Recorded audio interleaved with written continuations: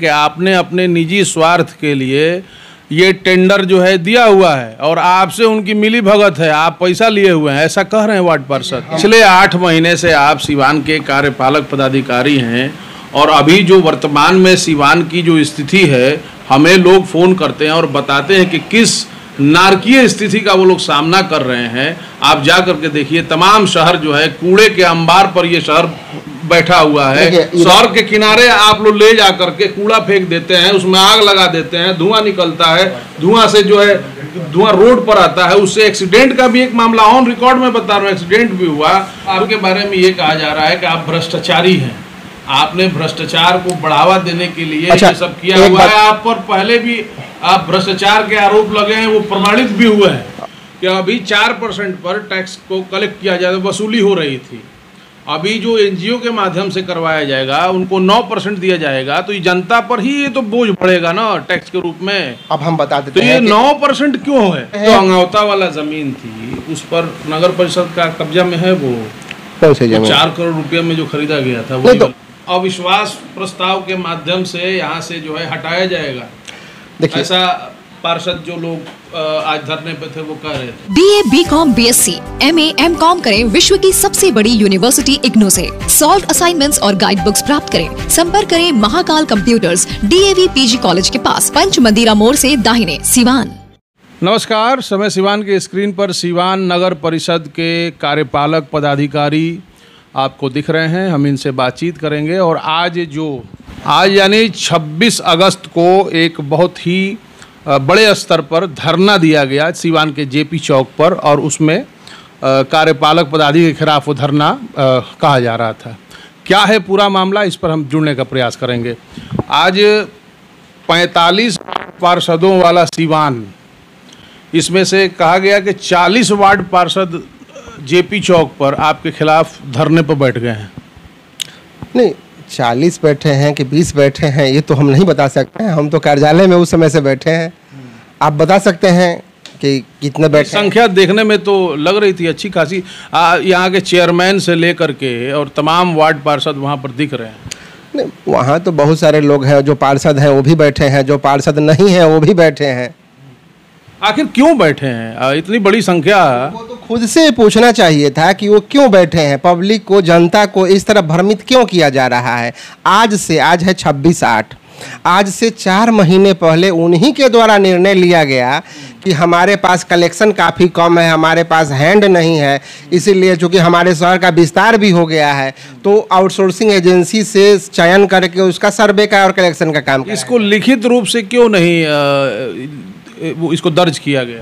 लिखित रूप से है, आप प्रोसीडिंग का कॉपी मंगा लीजिए। 26/4 के बैठक में दर्ज है, एजेंडा में है, उस पर निर्णय हुआ है। इस पर तो पार्षदों का विरोध है ना? नहीं, पार्षदों का कोई विरोध आप खोज लीजिए, जो भी अगस्त से पहले के डेट में आपका कोई भी विरोध दिख जाए तो आप हमको दिखा सकते हैं।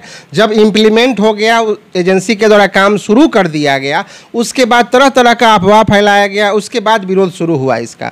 उससे पहले आप जो है अप्रैल हो गया, मई हो गया, जून हो गया, जुलाई हो गया, 4-5 महीना बीत गया। इस 5 महीने में टेंडर निकला, 2 पेपर में निकला, सारा प्रक्रिया पूरा हुआ, एग्रीमेंट किया गया, उनको वर्क ऑर्डर दिया गया, उनके द्वारा काम शुरू किया गया, तहाँ तक कभी कोई विरोध नहीं हुआ।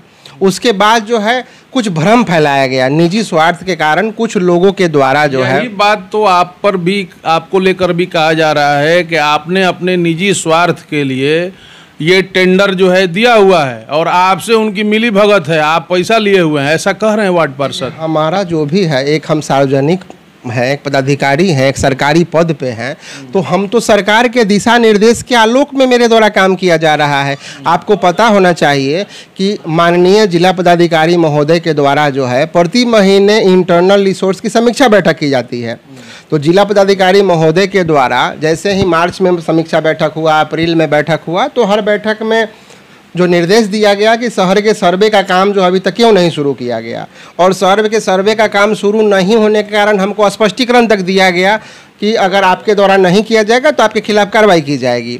तो उसके आलोक में चूँकि हर 5 साल पे शहर का सर्वे कराना है, सर्वे की आवश्यकता इसलिए होती है कि कितना बिल्डिंग है हमारा टोटल, क्योंकि ऐसे तो पता नहीं चल पाता है, लेकिन जब पूरा सर्वे हर वार्ड का, हर घर का होता है, पूरे शहर का सर्वे होगा, तो शहर में कुल कितने मकान है उसका पता चलता है कि कितना नया मकान बन गया जो 5 साल पहले था, अभी मकान का संख्या कितना बढ़ गया, कितना होल्डिंग है जो मिसिंग है हमारा। ठीक है, उसके बाद जो भी बिल्डिंग है, पता चला कि 5 साल पहले 1 फ्लोर का टैक्स लगता था, आज वो 5 फ्लोर बन गया और आज भी 1 ही फ्लोर का टैक्स ले रहा है। तो सर्वे में सारा चीज़ क्लियर हो पाता है, क्योंकि विधिवत पूरे का सर्वे किया जाता है। और सर्वे की आवश्यकता इसलिए भी महसूस हुई कि चूंकि हमारा सिवान जो था पहले से काफ़ी विस्तृत हो गया है। पहले हमारे पास 38 वार्ड था, आज के डेट में 45 वार्ड हो गया है। अब बहुत सारा एरिया इसमें ऐड किया गया है, तो उसका टैक्स कैसे कटेगा? हमारे पास हैंड नहीं है। हमारे पास जो टैक्स के लिए जो काम कर रहे थे 3 स्टाफ थे जो 4% पे थे, और हमारे पास अपने 4 टैक्स कलेक्टर थे। टोटल 7 लोग के द्वारा ही काम किया जा रहा था। ठीक है, और पहले कुछ लोग जो सफाई कितना % पे काम हो रहा था? नहीं, % पे काम ऐसा कहा जा रहा है। हम एक चीज़ का नहीं, आपके एक चीज़ का हम जवाब विधिवत दे देते हैं। जो % के अलावा हमारे जो अपने परमानेंट एम्प्लाई है उनको तो हम सैलरी देते हैं, उनको तो % पे नहीं काटते हैं।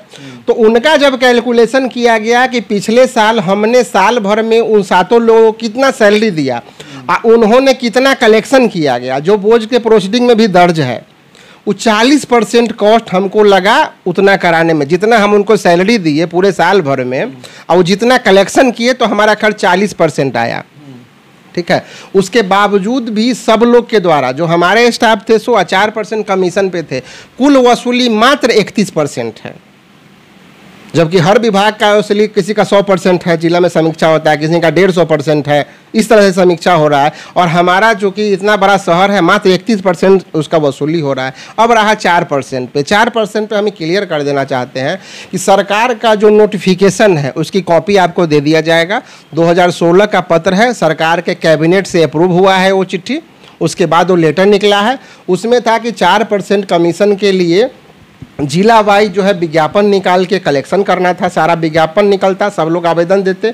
मेधा सूची का, जैसे शिक्षक का नियोजन पहले 11 महीने के लिए हुआ था, तो मेधा सूची का प्रकाशन किया जाता था, उस तरह से मेधा सूची का प्रकाशन किया जाना था। उसमें था कि क्राइटेरिया था कि 4% पे कलेक्शन के लिए वही लोग अप्लाई कर सकते हैं जो वाणिज्य से स्नातक हों या फिर साइंस से, विज्ञान से स्नातक हों। जो लोग अगर पोस्ट ग्रेजुएट हैं, ठीक है ना, उनके लिए 20% का वेटेज दिया गया कि उनको कुछ वेटेज दिया जाएगा। आप ये कह रहे हैं जो टैक्स कलेक्टर होंगे उनकी एक जो प्रोसेस है 4% का, वो हम 1 मिनट बताना चाह रहे हैं कि क्या नियम था। नियम ये था, उनके द्वारा अप्लाई किया जाता। उसके बाद जब उनका संविदा था, मात्र मैक्सिमम 11 महीने का ही उनसे संविदा करना था। 11 महीने के बाद जब उसका रिन्यूअल करना था, तो उसमें 2 शर्त था। एक, उनको स्वच्छता का प्रमाण पत्र बना के देना था। दूसरा था कि उनको 30 लाख रुपया, जो भी टैक्स कलेक्टर 30 लाख रुपया कलेक्शन करके देगा 11 महीने में, तभी उसका रिन्यूअल करना था अगले 11 महीने के लिए। ठीक है, सरकार का उसमें लिखा भी था आदेश में कि 4%, 30%, जब 30 लाख रुपया कलेक्शन करेगा तो 4% के हिसाब से 1,20,000 हुआ। 12 महीने से भाग देंगे तो कम से कम एक व्यक्ति को सम्मानजनक वेतन के तौर पर 10,000 का महीना मिलना चाहिए। तो सरकार का ये था गाइडलाइन। वार्ड पार्षदों का जो विरोध है वो इस बात के लिए, आप बोल लीजिएगा, पहले मेरी बात सुन लीजिए। उनका विरोध ये है कि अभी 4% पर टैक्स को कलेक्ट किया जाए, वसूली हो रही थी। अभी जो एनजीओ के माध्यम से करवाया जाएगा उनको 9% दिया जाएगा, तो ये जनता पर ही ये तो बोझ पड़ेगा ना टैक्स के रूप में। अब हम बता देते हैं, तो ये 9% क्यों है? हम बता रहे हैं कि इसमें बोझ किसी पे नहीं पड़ेगा। जो हमारा वसूली हो रहा है, जितना वसूली हो रहा है उसी में से न देना था जनता पे। हम जनता का तो जो टैक्स देना है वही टैक्स जनता को देना है। अब हम समझाते हैं आपको। जो आप कह रहे हैं कि 9% देना है, तो 9% देना है। कुल जितना भी वसूली होगा उसमें टर्म कंडीशन है कि जब तक वो 90% टोटल का कलेक्शन करके नहीं देते हैं। अगर हमारा डिमांड अगर 1 करोड़ है तो 90 लाख, 10 करोड़ है तो 9 करोड़ रुपया वसूल के देंगे। जब वो 9 करोड़ वसूल के देंगे तभी ना उनको हम उनके कमीशन का पैसा देंगे। दूसरा चीज़ है, आप जो कह रहे हैं कि 4% वाला, तो 4% में शर्त था 30 लाख कलेक्शन करने का, जो उन्होंने नहीं किया। आरक्षण रोस्टर का पालन करना था, आरक्षण रोस्टर का पालन नहीं किया गया। स्वीकृत पद के अगेंस्ट करना था, उसका पालन नहीं किया गया। उसके बाद भी लक्ष्य के अनुरूप जो पिछले वित्तीय वर्ष था, 3 को हमारे पास 4% पे रखे गए हैं। ये तीनों का कुल कलेक्शन मात्र 27 लाख था, तीनों को मिला के 27 लाख था। और कुल परसेंटेज 31% की वसूली थी। और ये आउटसोर्सिंग एजेंसी जो है उसमें तो है कि कम से कम 90% इसको देना है।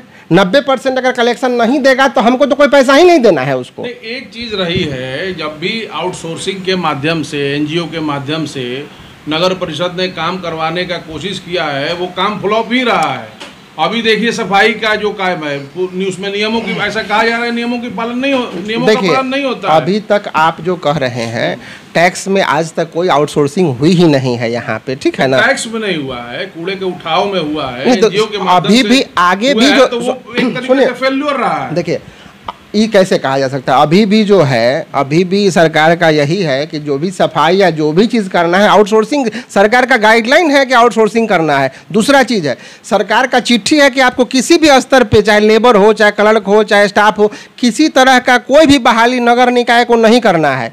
4th ग्रेड की सेवा नगर पालिका पहले ही समाप्त कर चुका है, उसके लिए प्रावधान है। अभी अगर अनुकंपा का, सरकार का जो नया आदेश आया है, अनुकंपा में अगर नियुक्ति होती है तो जो अगर पढ़े लिखे हैं तो ग्रुप सी में अनुकंपा के आधार पर नियुक्ति हो सकती है, लेकिन अगर वो पढ़े लिखे नहीं है तो ग्रुप डी में तो हो ही नहीं सकता है, क्योंकि ग्रुप डी का पद ही समाप्त कर दिया गया है। तो जो भी बहाली की बात हो रही है, जो बोर्ड का निर्णय है, आपका कहने का ये मतलब है कि जो 9% वसूली होगी उसमें जो है ज्यादा रेवेन्यू जनरेट होगा। बिल्कुल ज्यादा रेवेन्यू आएगा, तो जो रेवेन्यू कलेक्ट करके जाएगा उसमें से हम पैसा दे रहे हैं ना। पब्लिक पे तो हम 1 रुपया का भार कहाँ डाल रहे हैं। 4% वाले जो लोग थे, जो नगर परिषद के जो संविदा वाले, नगर परिषद के कर्मचारी जो लोग कर रहे थे, फिर उनको क्या हटा दिया जाएगा टैक्स कलेक्शन से? 4% पे न नगर पालिका के थे न संविदा के थे, ठीक है ना, न संविदा थे न नगर पालिका पे कौन लोग थे जो टैक्स? यही तो हम बता रहे हैं कि गलत तरीके से इनको रखा गया था। वही तो उतना देर से जो आपको इंटरव्यू में बताने की कोशिश कर रहे हैं कि 4% पे जो गाइडलाइन था, तो वो तो विधिवत विज्ञापन निकाल के करना था, रोस्टर क्लियर करा के करना था, सारा चीज विज्ञान में स्नातक होना चाहिए था, वाणिज्य में स्नातक होना चाहिए था, उनको करना था, ठीक है ना, स्वीकृत पद के अगेंस्ट करना था। हमारे यहाँ नगर परिषद में 8 टैक्स कलेक्टर के सैंक्शन पद हैं, तो हमारे पास जब सैंक्शन पद 8 है टैक्स कलेक्टर के, तो किसी भी स्थिति में कैसे भी बहाल करके 9 आदमी तो आप रख नहीं सकते हैं, 8 ही आदमी रहेगा ना। तो 8 आदमी से पूरे शहर का आप सर्वे करा लीजिएगा कि कलेक्शन कराइएगा। यही तो बोर्ड में रखा गया ना कि आप बताइए कि 8 आदमी पूरे शहर का कैसे करेगा। ठीक है, ये आपका अपना पक्ष है, हम आगे नहीं, हमारा पक्ष नहीं है, सरकार का गाइडलाइन है भाई। हम जो भी हम कह रहे हैं उसका सारा साक्ष्य मेरे पास है, आप साक्ष्य ले सकते हैं। अभी ये जो आपके बारे में ये कहा जा रहा है कि आप भ्रष्टाचारी हैं, आपने भ्रष्टाचार को बढ़ावा देने के लिए ये सब किया हुआ है, आप पर पहले भी आप भ्रष्टाचार के आरोप लगे हैं, वो प्रमाणित भी हुए हैं। वही उसका हम जवाब देते हैं कि अभी का, पहले का छोड़ दीजिए, अभी का जो बात हो रहा है कि अभी का पहले इसी अभी के क्वेश्चन से आपको पहले का मिल जाएगा, ठीक है ना। अभी का क्वेश्चन जो भ्रष्टाचारी कहा जा रहा है, तो न कोई 1 रुपया का पेमेंट किया गया, न उसको किसी तरह का कोई खर्च किया गया। तो जब किसी तरह का खर्च हुआ ही नहीं तो किस तरह का भ्रष्टाचार? यहाँ पे जब अभी तक कोई भी चीज़ का न कोई परचेज हुआ है, न किसी तरह की खरीदारी हुई है, न कोई काम किया गया, तो जब काम ही नहीं किया गया है तो यहाँ पे कौन सा आरोप लगा? जैसे आप भ्रष्टाचारी कह रहे हैं, तो कहाँ पे, किनके कंप्लेन पे, किनके जांच रिपोर्ट पे कहाँ आरोप है? अगर कोई प्रमाणित होगा तो सरकार का कोई नोटिफिकेशन आदेश होगा। पहले कार्यरत थे बतौर कार्यपालक पदाधिकारी, वहाँ पर आपके ऊपर ऐसा ज्यादातर जो माननीय सदस्य हैं वार्ड पार्षद लोगों का कहना है कि आप पर आरोप प्रमाणित है, उसका दस्तावेज है। अच्छा एक बात बताइए, उनको कैसे पता चल गया कि कहाँ उनके पास दस्तावेज थे, नहीं थे, क्या दस्तावेज दिखा रहे हैं? और तो दस्तावेज दिखा रहे हैं तो फिर आपको दिखाएं, उस पर जब लेके आइएगा दस्तावेज तो उसका जवाब दिया जाएगा। इस तरह से हवा में किसी को कुछ भी आरोप लगा देना, अगर यहाँ पे हमारी पोस्टिंग सरकार के द्वारा की गई है, खुद तो हम नहीं आए हैं, तो अगर हम पे किसी तरह का आरोप होगा, किसी तरह का कुछ होगा तो सरकार उसके लिए करेगी। आपको अविश्वास प्रस्ताव के माध्यम से यहाँ से जो है हटाया जाएगा, देखिए ऐसा पार्षद जो लोग आज धरने पे थे वो कह रहे थे। देखिए अब मान लेते हैं कि वो क्या करेंगे। आखिर एक बात तो ये है ना कि आखिर आपके काम में ऐसी क्या चूक हुई कि वार्ड पार्षद इतने बड़ी संख्या में वो लोग आपके विरोध में आ गए, कर्मचारी विरोध में आ गए? बता रहे हैं ना कि क्यों विरोध में आ गए, क्यों पड़ गए, इसीलिए है ना। इसी का देखिए, कोई भी काम, जब अच्छा काम कोई भी शुरू होता है, कोई भी बदलाव होगा, कोई भी चीज़ को जब आप सुधारिएगा, कुछ भी करिएगा, तो फिर उसमें तो दिक्कत का सामना करना ही पड़ता है। ठीक है। जब हमारे पास रेवेन्यू कम था तो ऐसा नहीं था कि लोग टैक्स नहीं दे रहे थे, जितना टैक्स दे रहे थे उतना नगर पालिका में टैक्स पहुंच नहीं रहा था, कुछ ना कुछ तो उसमें प्रॉब्लम हो रहा था ना, तभी तो आज प्रॉब्लम हो रहा है। क्या इसमें तो 100% पारदर्शी तरीके से सारा चीज़ टेंडर होना है, सारा चीज़ उसके तो कलेक्शन होना है। तो इसमें इतने भारी संख्या में जब विरोध हो रहा था तो ये मामला सड़क पर न निपटा करके और ऐसी स्थितियां न उत्पन्न होती, यहीं पर बातचीत के माध्यम से आपने उनसे बातचीत नहीं की? उनसे देखिए बातचीत, देखिए जो बात अभी आप हमें कह रहे हैं इस वीडियो के माध्यम से जो आप कह रहे हैं, इन तमाम बातों को उन पार्षदों बिल्कुल इस सारे चेयरमैन तक बैठी सभी लोगों को ये पूरा एजेंडा है, आप प्रोसीडिंग निकाल के देख सकते हैं। इस सारा चीज क्यों नहीं हुए? सारे चीज उनको विधिवत बताया गया है, सब चीज क्यों नहीं हुए? तो अब वो क्यों कन्विंस नहीं हो रही हैं, तो ये तो आप उन्हीं से पूछ सकते हैं ना कहीं आपका भी फेल्यूर है ना, कि आप इतनी बड़ी संख्या में आपके खिलाफ जो है धरना होता है और वो तमाम लोग आप पर जो है अविश्वास प्रस्ताव की बात कर रहे हैं, आपको यहाँ देखिए उनमें एक्चुअली इसमें भेजने की इसमें क्या है ना कि भ्रम फैलाया गया है कि चापाकल पे 500 रुपया लगेगा, इसका अलग से टैक्स लगेगा, अलग मतलब ये बना चापाकल पे भी कहा जा रहा है कि 1800 या जो भी है पहले कहा, चापाकल बता दीजिए चापाकल पे टैक्स लेंगे क्या? अरे भाई ऐसा कहीं कोई गाइडलाइन नहीं है चापाकल पे या किसी तरह का जो टैक्स की बात की जा रही है, जो सरकार का आदेश है, गाइडलाइन है, उससे हट के कुछ नहीं लिया जाएगा। अगर कुछ लिया जाएगा तो रसीद होगा, सब चीज होगा, उसके बाद भी ऑफिस रहेगा, हम रहेंगे, सब लोग रहेंगे। तो अगर किन्हीं के द्वारा 1 रुपया भी अधिक लिया जाता है तो उसके लिए तो व्यवस्था बनाया ही हुआ है। तो इस तरह का अफवाह फैलाया जा रहा है कि अधिक टैक्स लिया जाएगा। देखिए इसमें दिक्कत उनको होगा जो टैक्स की चोरी कर रहे हैं, जो कमर्शियल बिल्डिंग बना के रेसिडेंशियल दिखा के कमर्शियल के जगह रेसिडेंशियल का टैक्स पे कर रहे हैं, 5 तल्ला बना के 1 तल्ला का टैक्स कटा रहे हैं, उनको प्रॉब्लम होगी। जो व्यवसायी उस तरह से हैं जो अपना छुपा लिए हैं, बड़ा बड़ा मॉल बना हुआ है, बड़ा बड़ा हॉस्पिटल बना हुआ है, वो टैक्स नहीं दे रहे हैं, कम दे रहे हैं, उनको प्रॉब्लम। आम आदमी को जिसका घर है, आम आदमी को किसी तरह का कोई परेशानी नहीं होने जा रहा है। जो 2005 का जो रेट है, जो टैक्स का जो दर है, जो बोर्ड के द्वारा जो पहले तय किया गया है, आज भी उसी रेट पे टैक्स देना है। कोई 1 रुपया भी टैक्स का रेट नहीं बढ़ाया गया है, न किसी तरह का कुछ बढ़ोतरी किया गया। पिछले 8 महीने से आप सीवान के कार्यपालक पदाधिकारी हैं और अभी जो वर्तमान में सीवान की जो स्थिति है, हमें लोग फ़ोन करते हैं और बताते हैं कि किस नारकीय स्थिति का वो लोग सामना कर रहे हैं। आप जा करके देखिए, तमाम शहर जो है कूड़े के अंबार पर ये शहर बैठा हुआ है। शहर के किनारे आप लोग ले जा करके कूड़ा फेंक देते हैं, उसमें आग लगा देते हैं, धुआं निकलता है, धुआं से जो है धुआं रोड पर आता है, उससे एक्सीडेंट का भी एक मामला ऑन रिकॉर्ड में बता रहा हूँ, एक्सीडेंट भी हुआ। तो ऐसी क्या देखिए जो 8 महीने में आप अब क्या काम कर दिया जो स्थितियां बदली ही नहीं?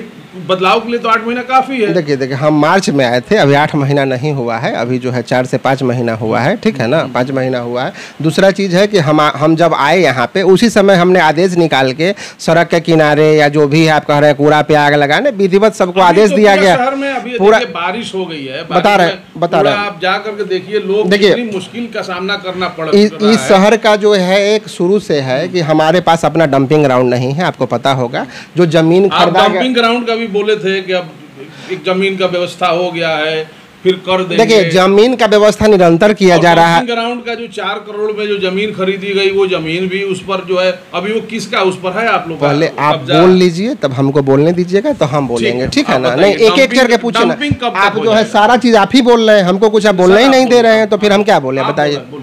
डंपिंग का कब तक व्यवस्था हो जाएगा? तो डंपिंग का जो व्यवस्था है उसके लिए जो है सरकार से ही जो है 12 एकड़ का ज़मीन जो है जिला के द्वारा दिया जाना है, ठीक है ना? इसके लिए जो है हम लोग बार बार पत्र से मांग कर रहे हैं, ठीक है? हम लोग को जिला से जैसे ही सरकारी ज़मीन उपलब्ध होता है हम लोग उसके लिए करेंगे। और तत्काल जो अभी है निजी ज़मीन जो लोग हैं जिनका मतलब चौर है, गड्ढा है या जो भी है, जो लोग अपना निजी ज़मीन में, जैसे अभी बर्मा ट्रांसपोर्ट में जा रहा था पूरा शहर का, ठीक है, तो वहाँ पे भी कूड़ा भर गया है। तो चूँकि वो भर गया है, वर्षा के कारण थोड़ा पानी लग गया है, तो हम लोग डाबिस वगैरह भी गिरवाए हैं। तो चूँकि बरसात के कारण थोड़ा बहुत समस्या आया है, फिर भी हम लोग अन्य जगह भी ज़मीन जो है तलाश कर रहे हैं। जो अंगौता वाला ज़मीन थी उस पर नगर परिषद का कब्जा में है, वो कौन सी जमीन? 4 करोड़ रुपए में जो खरीदा गया था। नहीं तो वो तो मामला चल रहा है ना कि नगर परिषद का जो कि सही जमीन सही मालिक को नहीं दिया गया, उसका पैसा कहीं और चला गया, तो उस पर तो FIR हुआ है, सारा चीज चल रहा है उसमें, वो कानूनी पर। बिल्कुल बिल्कुल। तो वो जमीन हम लोग चलते चलते क्या कहिएगा, चूंकि बड़ा क्योस बना हुआ है, इतनी बड़ी संख्या में वार्ड पार्षद जब